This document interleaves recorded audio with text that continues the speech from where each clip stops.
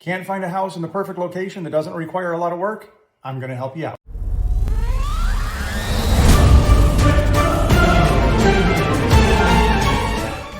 All right, so you're out looking for houses and you find one under budget in an area that's absolutely perfect, close to absolutely everything that you want it to be close to.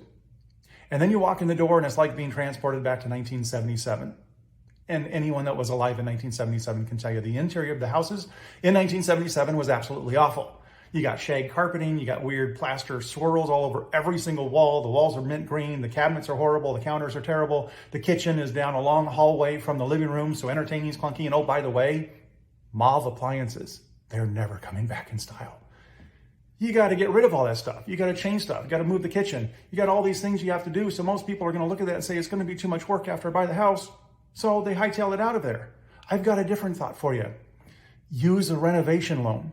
If you don't have a lot of money, your credit's not so great, use an FHA renovation loan, 3.5% down. You don't have to have perfect credit. If you've got great credit, use a conventional renovation loan, 5% down, perfect for great credit.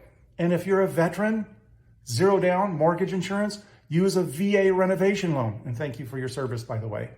Take everything that needs to be repaired, improved, upgraded, brand new appliances, and put it in the renovation loan. You're welcome.